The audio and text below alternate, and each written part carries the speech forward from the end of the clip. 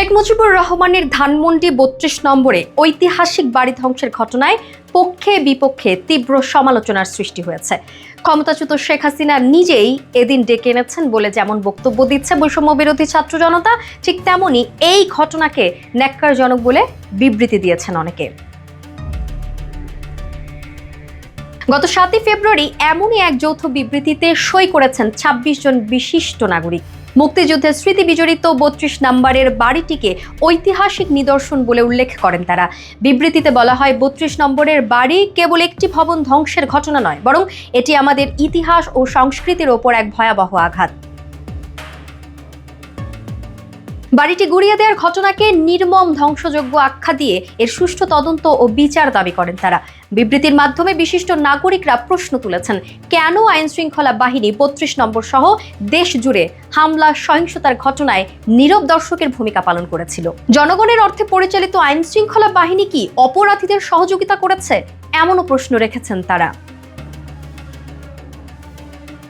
নিষিদ্ধ ছাত্রলীগের অনলাইন অধিবেশনে শেখ হাসিনার ভাষণকে কেন্দ্র করে গত ৫ ও ৬ ফেব্রুয়ারি তাণ্ডব চলে শেখ মুজিবুর রহমানের ঐতিহাসিক বাড়িটিতে। ক্রেন ও বুলডোজার দিয়ে গুড়িয়ে দেয়া হয় ৩২ নম্বরের সে বাড়ি।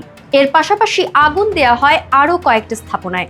ভাঙচুর চলে আওয়ামী নেতাকর্মীদের বাড়িতেও।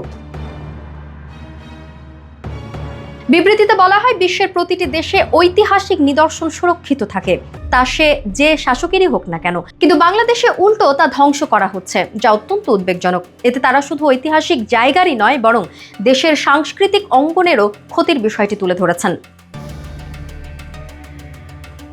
বিশিষ্ট ওই নাগরিকরা সরকারের কাছে ঘটনার পূর্ণাঙ্গ ব্যাখ্যা, সুষ্ঠু তদন্ত এবং দায়ীদের বিরুদ্ধে কঠোর ব্যবস্থা নেওয়ার দাবি জানিয়েছেন।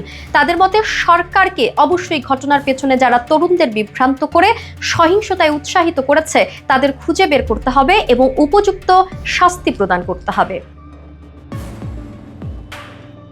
বিবৃতিতে সই করা ব্যক্তিদের মধ্যে আছেন সুলতানা কামাল, রাশেদা কে চৌধুরী, আনু মোহাম্মদ, খুশি কবির, পারভিন হাসান, ইফতেখারুজ্জামান, শামসুল হুদা, সারা হোসেন, সৈয়দ আবু নাসের বখতিয়ার আহমেদ, সুব্রত চৌধুরী, মুক্তাশ্রী চাকমা সহ অনেকে।